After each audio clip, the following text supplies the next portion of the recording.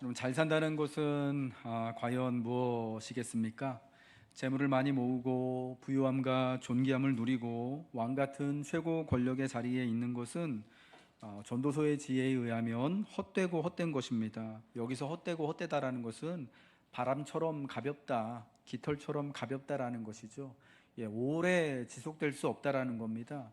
왜냐하면 인생 자체가 유한하기 때문에 그 유한한 인생 안에서 또 유한한 때가 우리가 볼 때 잘 되어지는 것 같고 잘 살아지는 것 같고 복되어지는 것 같은 그런 깃털 같은 순간, 바람처럼 가벼운 순간일 뿐이다라는 거죠. 진정 잘 사는 것은 그래서 자신의 유한함을 인정하며 지혜의 마음을 담아서 지혜롭게 살아가는 것입니다. 지혜롭게 살아간다라는 것은 그런 무엇이겠습니까? 유한한 인생을 성찰하며 사는 겁니다. 인생에 대해서 되돌아보고 인생에 대해서 묵상하며 사는 것이죠. 유한한 인생의 연약한 부분조차 수긍하며 인생의 순간을 어떻게 살 것인가를 고민하며 한날 한날을 살아갈 때 흙으로 빚어진 하루를 우리는 의미 있게 살아갈 수 있습니다. 그러므로 지혜자는 성찰하는 사람, 묵상하는 사람인 거예요. 우리가 본 전도서 7장의 말씀은 지혜자와 어리석은 자를 비교합니다. 이 비교를 통해 인생에서 무엇이 더 나은 것인지 좋은 것인지를 말씀하죠. 지혜자의 마음은 초상집에 있으나 우매자의 마음은 혼인집에 있고, 지혜로운 사람은 책망을 들으나 우매자는 노래 듣기를 좋아하고, 지혜자는 탐욕을 멀리하나 우매자는 뇌물과 탐욕을 가까이 하고, 지혜자는 옛날이 오늘보다 나았다고 말하지 않습니다. 여러분, 우리가 오늘을 살기가 굉장히 참 불안하고 불편하고 어렵기 때문에 사람들이 항상 과거를 그리워 하잖아요. 그거를 뭐 레트로 열풍이라고 그러기도 하고 복고라고 그러기도 하고, 옛날이 참 좋았는데, 특히나 이제 나이가 들어가면서 자기가 제일 아름답고 힘 있었던 20대 때, 30대 때, 여러분의 20대 때, 30대 때는 언제인지 모르겠지만 저에게는 그게 이제 90년대였거든요.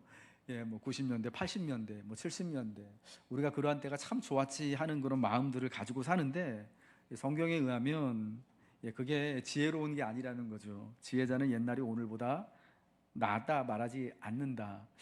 분명히 좀 옛날을 그리워하고 추억은 하지만 그래도 옛날이 오늘보다 나았다라는 게 아니라, 그러니까 이 말은 뭐냐? 오늘에 집중하면서 오늘을 의미 있게 산다라는 그런 말씀인 것 같아요. 특별히 지혜자는 성찰하는 사람으로서, 지혜가 성찰이기 때문에 초상집에 그 마음이 있음을 특별히 중점적으로 말씀하여 주고 있습니다. 오늘 성경 말씀 전도서 7장 2절 4절 말씀 우리 한번 같이 읽도록 하겠습니다. 시작. 초상집에 가는 것이 잔치집에 가는 것보다 나으니 모든 사람의 끝이 이와 같이 됨이라. 산자는 이것을 그의 마음에 둘지어다. 지혜자의 마음은 초상집에 있으되 우매한 자의 마음은 혼인집에 있느니라. 여러분, 혼인집이 나쁘다라는 게 아니에요. 비교해서 성찰하게 인생을 묵상하고 인생이 과연 무엇인가를 고민하는데 초상집이 잔치집보다 낫다라는 거예요. 여러분, 우리 예수님의 말씀에 의하면, 복음서에 의하면 예수님이 가는 곳마다는 다 잔치집 같았어요. 예수님은 가나의 혼인잔치에 있었고요, 마을잔치에 계셨고, 사람들이 먹고 마시는 곳에 항상 예수님이 계셨던 것을 우리가 복음서를 통해서 알 수가 있거든요. 그러니까 사실은 잔치집이라고 하는 것도 우리가 사실은 그곳에서 주와 함께 또 그 잔치를 흥겹게 누리고 즐긴다면, 전도서가 말하는, 우리가 지난주까지 살펴봤던 그 지혜의 말씀이 뭡니까? 결국 인생의 복이라는 것이 오늘을 하나님이 주신 은혜로 알고 기쁨으로 가서 먹고 마시고 누리며 즐기는 것이 사실은 인생의 가장 큰 복이라고 말씀하지 않았습니까? 그것을 배우는데, 그것을 경험하는데 사실은 잔치집만한 곳이 없는데, 그러나 인생의 유한함을 성찰하고 인생을 되짚어 볼 때에 그런 지혜를 위해서는 초상집이 잔치집보다는 낫다라는 그런 말씀이에요. 초상집은 애곡하며 눈물을 흘리는 집이라면 잔치집은 흥겹게 먹고 마시는 집입니다. 애곡하며 눈물을 흘리는 곳입니다. 슬퍼하는 이의 마음과 조율하며 상실의 아픔에 공감해야 하는 곳입니다. 그리고 그 자리는 자연스럽게 인생의 마지막에 대해서, 내 인생에도 이렇게 마침표가 찍히는 그런 순간이 있음을 자연스럽게 생각하는 자리가 됩니다. 다른 이의 아픔에 공감할 때, 인생의 끝을 간접적으로 남아 경험할 때 자기 삶에 대한 성찰이 일어납니다. 그렇기 때문에 초상집은 인생을 가장 바르게 배울 수 있는 배움의 자리가 되는 학교가 되는 거죠. 메멘토 모리라고 하는 저 굉장히 유명한 표현이 있죠. 벌써 10년도 넘었는데, 서울대에서 이제 강의했던 교수 사역했던 김난도 교수님, 지금은 이제 학교를 나오셔서 트렌드 코리아라고 하는 이제 그런 그 단체, 뭐라 그럴까요? 이제 그런 회사라고 하는 게 더 맞을 것 같네요. 해서 뭐 외부 강연 나가시고 책을 쓰기도 하시고 이렇게 하시는데, 그분이 한 10여 년 전에 썼던 되게 유명한 책이 있었죠. 아프니까 청춘이다. 여러분도 아마 다 들어보시고 아마 다 읽어보셨을 거라고 생각하는데, 거기서 이제 표현했던 굉장히 중요한 표현 중에 하나가 바로 메멘토 모리라고 하는 거였습니다. 죽음을 기억하라는 라틴어 표현이에요. 이게 원래 고대 로마 시대 때 전쟁에서 승리한 장군이 시가행진을 할 때, 여러분 얼마나 이제 전쟁에서 이제 승리하고 개선행진하는 것이 얼마나 멋있고 대단합니까? 그때 그 장군의 뒤에서 노예가 뒤따라오면서 메멘토 모리를 외쳤다고 해요. 이는 어떤 거냐? 너도 언젠가는 죽으니까 겸손해라 라는 경고의 의미였다라는 것이에요. 지금은 당신이 개선하는 장군의 모습으로 세상 사람들의 모든 환호와 이 격려와 칭찬을 받고 있지만, 그러나 그것을 다 누리지 못하는 그런 순간, 죽음의 순간도 있을 것이다 라고 말하는 것이에요. 여러분, 초상집은 우리에게 이 같은 경고의 의미로 유한한 인생의 지혜를 겸손히 배우게 하는 것입니다. 오늘 내가 엄청나고 대단한 일을 이 땅에서 이루었다고 하더라도 장례식장에 가게 되어지면, 초상집에 가게 되어지면, 이것들이 사실은 아무것도 아니구나, 이로써 내 인생의 마침표가 될 수도 있구나 라는 것을 배우게 된다는 거죠. 나바오 인디언의 경원에는요, 죽음과 관련해서 이와 같은 이야기가 있다고 합니다. 내가 태어날 때 너는 울었고 세상은 기뻐했다. 내가 죽을 때 세상이 울어도 너는 기뻐할 수 있도록 살아라. 여러분, 우리가 태어날 때 태어남은 울음으로 표현이 되잖아요. 이 땅에 우리가 응애하고 울면서 태어나게 되죠. 울음을 통하여서 내가 이 세상에 왔음을 알리지만, 그 울음을 듣고 세상은 다 기뻐하는 거예요. 출산의 고통에 있던 어머니가 기뻐하고, 함께 옆에서 도와주던 아빠가 행복해하고, 그 주변에서 이제 아이를 출산하는 데 과정에 참여했던 모든 사람들, 가족들 모두가 그 울음소리를 듣고 기뻐하죠. 그런데 이제 죽을 때가 되어지면 세상의 그 죽음으로 인하여 슬퍼하더라도 너는, 그러니까 죽음을 맞이하는 당사자는, 내가 그래도 인생을 잘 살았다라는 것으로 기뻐할 수 있도록 살아라 라고 하는 말씀이다라는 거예요. 말이라는 거예요. 여러분, 저는 제가 그런 삶을 살았으면 좋겠어요. 이미 태어날 때 저는 울면서 이 땅에 태어났습니다. 그래서 그 울음을 듣고 우리 어머니가, 아버지가 참 기뻐했습니다. 그러나 이제 또 그 인생의 마지막 순간이 되어져서 주님이 저를 부르러 가실 때는, 여러분의 또 주변에 있는 사람들이 저로 인하여서 애통하고 슬퍼하면서 울겠지만, 그러나 저는 주님께 감을, 인생이 이제 완성됨을 기뻐하며 죽게 갈 수 있었으면 좋겠다 하는 겁니다. 영국의 작가인 제프 다이어라고 하는 사람이 쓴 라스트 데이즈라는 책을 지금 저는 읽고 있습니다. 라스트 데이즈라고 하는 책이 어떤 거냐면, 오직 자신의 끝을 마주한 자만이 발견할 수 있는 아름다움이 있다라는 것을 이야기하는 거예요. 그러니까 여기 니체라고 하는 철학자 이야기도 나오고, 윌리엄 터너라고 하는 영국의 극작가도 나오고, 여러분 잘 아는 악성, 음악의 성인, 악성 베토벤 이야기도 나오고, 그 테니스 선수로 유명한 로저 페더러 같은 선수들의 이야기가 나오는데, 이 사람들이 다 자기 한 분야에서 엄청난 그런 일들을 했던 성취가 있는 위대한 사람들이잖아요. 근데 그 사람들의 인생 말년의 작품들, 페더러 같은 경우에는 그의 이제 은퇴하기 직전에 그 마지막 경기들을 이렇게 반추해 보면서, 그때의 마지막에 남긴 것들을 보면서 끝을 마주한 사람만이 경험할 수 있는 강렬함을 포착해서 이야기하는 게 라스트 데이즈라고 하는 책이에요.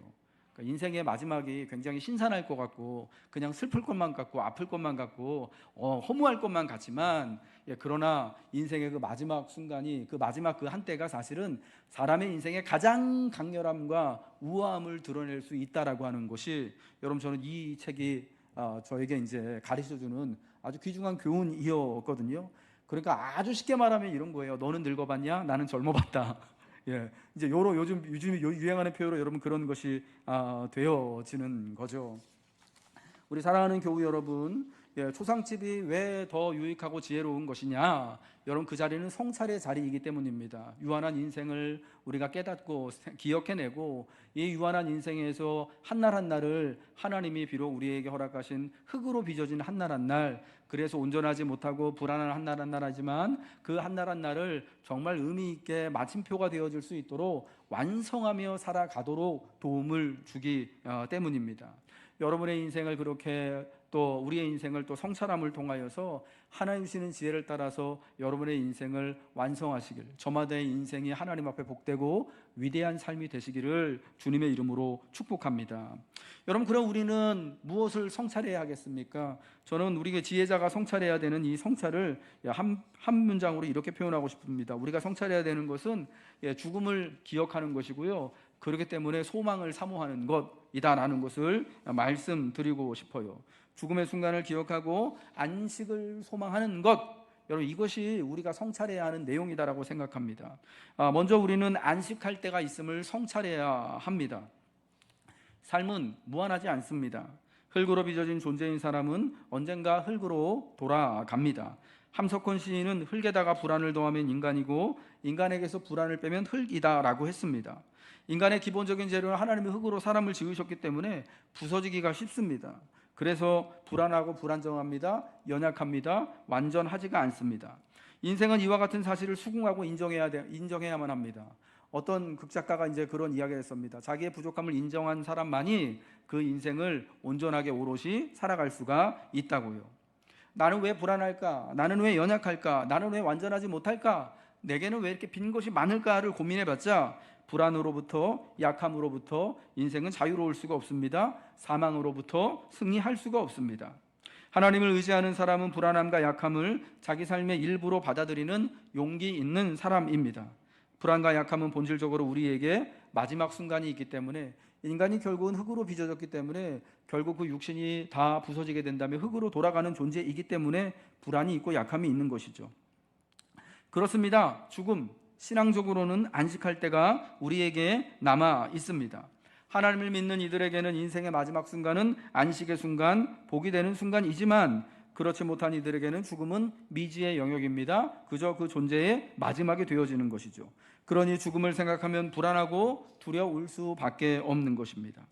죽음이 안식이 되는 것은 오직 무덤에서 나오는 길을 아시는 예수님을 따를 때에만 일어납니다. 인생의 마지막 순간이 안식이 되도록, 여러분, 그 안식을 통하여서 그리스도 안에서 영혼의 삶을 살아가시도록 예수님 안에 있는 믿음을 붙드시기를 바랍니다. 그러나 그 마지막 때 안식의 순간을 정확히 아는 이는 아무도 없습니다. 저는 지난주에 제 어머니의 장례를 은혜 가운데 잘 치렀습니다. 지난주 벌써 이제 한 2주간이 지났는데 그 장례 3일 동안 여러분 함께 해주시고 애통해 주셔서 참 감사의 말씀을 이 자리를 빌어서 드립니다. 저희 돌아가신 어머님은 한 달 동안은 폐렴으로 참 고생을 많이 하셨습니다. 급하게 또 폐렴이 와서 응급실로, 또 중환자실을 나와서 요양병원 응급실로 이렇게 한 달을 계시다가 돌아가셨습니다. 마지막 날 제가 이제 요양병원 이제 그 중환자실에서 어머님을 뵐 때에 저희 어머님은 사실은 혼자서는 사실은 살아갈 수 없는 그런 상황이었고요. 그 병실에 있는 분들 6분들이 다 사실은 그런 상황이었습니다. 혼자 스스로 호흡을 하지 못하고 먹지 못하고 그냥 다 침대에 이렇게 누워만 계시는 그런 모습이었습니다. 순환계가 안 좋아서 몸과 다리가, 그러니까 팔다리가 다 퉁퉁 부어 있는 그런 되게 안타까운 그런 모습이었습니다. 혈청이 부족해가지고 이렇게 호흡을 하기 위해서 산소 마스크를 끼웠는데 그 마스크 자국을 따라서 피멍이 이렇게 시퍼렇게 벌겋게 들어 있는 모습.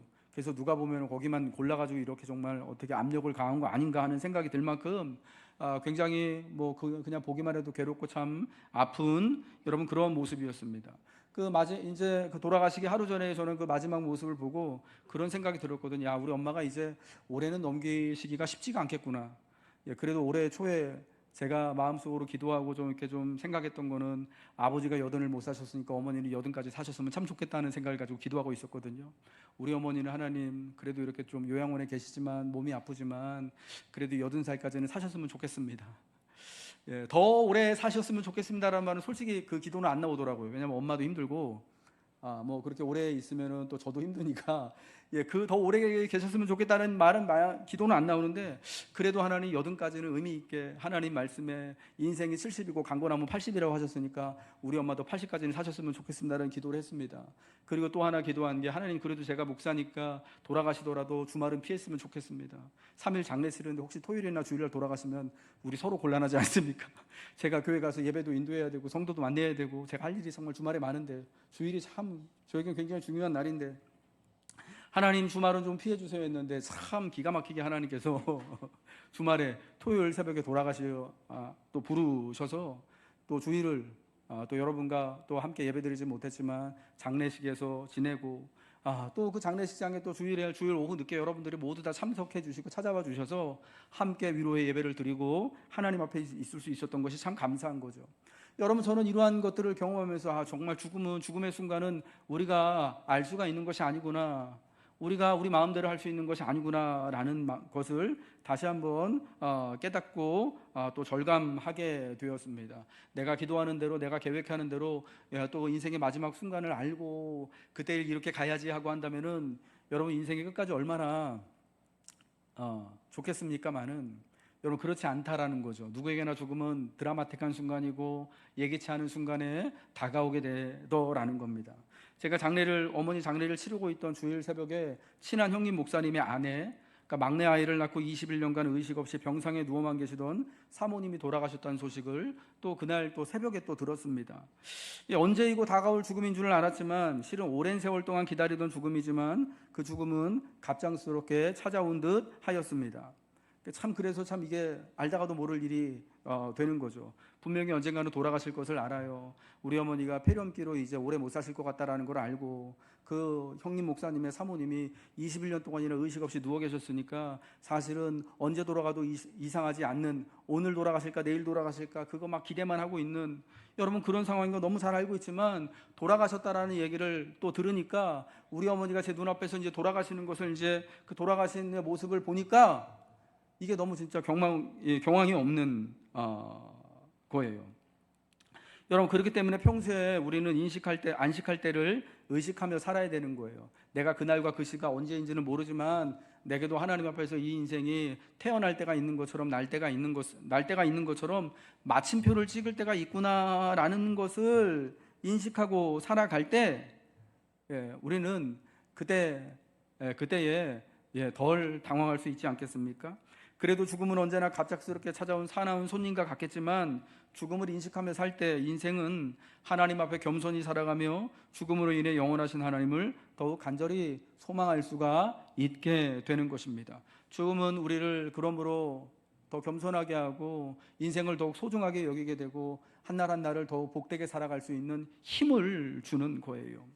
두 번째로 우리는 무엇을 성찰해야 하는가? 죽음으로 말미암아 부활과 영생의 소망을 성찰해야 합니다. 요한복음 11장 25절 26절의 말씀이죠. 읽겠습니다. 시작. 예수께서 이르시되 나는 부활이요 생명이니 믿는 자는 죽어도 살겠고 무릇 살아서 나를 믿는 자는 영원히 죽지 아니하리니 이것을 내가 믿느냐. 죽음을 앞에 두고 예수님은 믿음을 요청하신 거예요. 나사로의 장례를 치르고 나서 슬퍼하던 그 누이 마르다에게 이것을 내가 믿느냐? 내가 바로 부활과 영생이며 생명임을 믿느냐? 나를 믿는 자는 죽어도 살겠고 무릇 살아서 나를 믿는 자는 영원히 죽지 아니할 것을 내가 이것을 믿느냐라고 요청하시는 겁니다. 이것을 믿어야 합니다. 이 믿음이 있어야 됩니다. 우리 예수님은 우리에게 이 부활과 영생의 믿음을 오늘 요청하고 계시는 것입니다. 오늘 요청하시는 이 부활과 영생의 믿음, 우리가 오늘 그 요청함을 받아들여서 주님 내가 믿나이다라고 고백할 수 있을 때에 유한한 인생을 또 이 인생을 성찰하며 여러분 그 인생 한날 한날을 복되게 살아갈 수 있습니다. 세 번째로 우리는 다시 만남을 성찰해야 합니다. 주님 안에 영원히 죽지 않고 함께 만날 것을 고백해야 한다는 말씀이죠. 데살로니가전서 4장 16절 17절의 말씀입니다.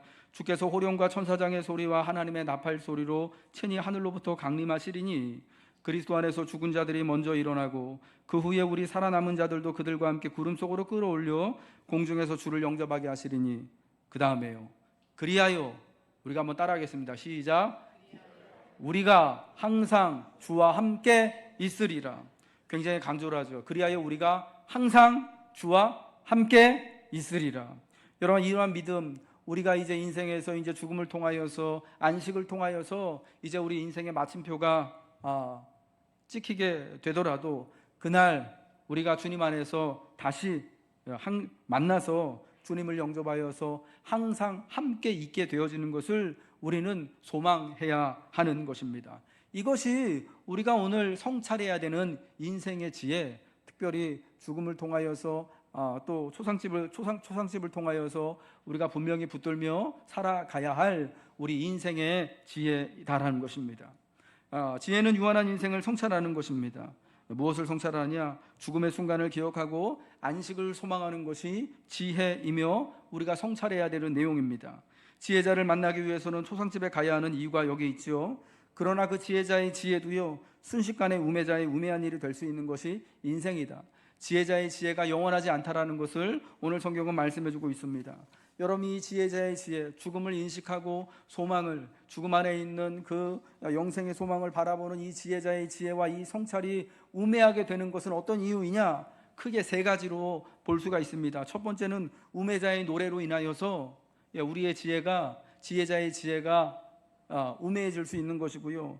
탐욕과 뇌물이 사람의 명철을 망하게 하고 우매하게 한다라고 말씀하고 있습니다. 5절과 7절의 말씀이죠. 우매자의 노래는 아부하는 소리입니다. 우매자의 노래소리를 들을 때 지혜자의 지혜가 망가질 수 있음을 말씀합니다. 그러니까 아부하는 소리, 바로 듣기는 좋지만 독이 되는 소리다라는 겁니다. 전도자는 그런 말을 가르쳐서 솔 밑에서 가시나무가 타는 소리라고 합니다. 이 가시나무가 타는 소리는요, 타닥타닥 소리를 내면서 굉장히 듣기에 좋은 소리가 나지만 실속은 없는 소리입니다. 아첨하는 말이 그와 같다라는 것입니다. 탐욕은 지혜자를 우매하게 하고 뇌물이 사람의 명철을 망하게 합니다. 지혜자의 지혜도 탐욕이 생기고 뇌물을 받아들이게 되는 순간 어리석게 변할 수 있음을 명심을 해야 되는 거예요. 여러분, 그럼 우리가 죽는 순간까지 지혜를 성찰하는, 인생을 바라보는 그런 사람이 되어져야 하는 이유는 뭐냐? 우리 주변에는 사실요, 이 전도서에 특별히 세 가지로 예를 들어서 우매자의 노랫소리와 탐욕과 그리고 또 뇌물을 들어서 우리의 지혜를 어리석게 하는 그것들을 이야기하지만, 사실은 그 지혜자의 지혜를 또 어리석게 우매하게 하는 것들이 세상에는요 너무너무 많기 때문이다라는 거예요. 여러분, 그래서 우리가 한 번 들은 지혜가 영원하지 않다라는 것을 우리는 꼭 알아야 되는 겁니다. 우리의 젊음이 영원하지 않듯, 건강이 영원하지 않듯, 인생이 영원하지 않듯 지혜도요 영원할 수가 없는 거예요. 여러분, 그래서 이것을 성찰하고 우리는 하나님 앞에서, 우리를 흙으로 빚으신 그 하나님 앞에서 인생을 성찰하고 겸손히 낮추어야만 하는 것입니다. 그러지 않으면 지혜자의 그 지혜도 순간 어리석은 것이 되고 우매자의 노래소리를 기뻐하는 여러분 그러한 모습으로 변화될 수 있다라는 것입니다. 시편 131편이 저는 이와 같이 하나님 앞에서 겸손하게 지혜로운 모습으로 하나님 안에서 살아가는 사람의 모습이다라고 생각합니다. 우리 131편 1절 말씀 같이 한번 읽겠습니다. 시작. 여호와여, 내 마음이 교만하지 아니하고 내 눈이 오만하지 아니하오며 내가 큰 일과 감당하지 못할 놀라운 일을 하려고 힘쓰지 아니하나이다. 아멘. 여러분, 인생이 유한하다라는 것을, 내 인생이 안식할 때가 있다라는 것을 아는 사람은요, 여기 시편 131편에 말하는 것처럼 자기가 감당하지 못할 일을 하려고 애쓰지 않고 힘쓰지 않는다라는 겁니다. 여러분, 물론 이 말이 인생을 수고하고 헌신하고 열심히 살지 말라는 그런 말은 아니에요. 내 능력 밖의 일을 하기 위하여서, 내가 감당하지도 못할 일을 위해서 정말 마음을 거의 다 쏟아붓고 내가 언제까지고 이제 이것들을 다 할 수 있다라는 그런 마음으로 살지 말라는 거예요. 하나님 앞에 인생의 여백을 좀 남겨두고 여유롭게 겸손하게 하나님의 은혜만을 의지하면서, 내가 또 수고하겠지만 하나님이 내 인생의 남은 부분들은 꼭 반드시 채워주셔야만 이것이 가능할 줄 알고 살아갈 때에 우리의 인생이 복될 수 있음을 말씀하는 것이다라고 저는 여겨집니다. 이제 말씀을 마치겠습니다. 우리 사랑하는 교우 여러분, 인생을 잘 사는 것은 인생을 올바로 성찰하며 사는 것입니다. 인생이 유한하기 때문입니다. 그러할 때 우리는 지혜자가 되어져서 세상의 유행이나 흐름에 떠밀리듯 살지 않고 오롯이 자신의 인생을 살아갈 수 있게 되는 것입니다. 초상집에 가는 것이 잔치집에 가는 것보다 나은 것이 유한한 인생을 성찰하며 살아가는 지혜가 되시길 우리 인생의 지혜의 본이 되시는 예수님의 이름으로 축복합니다.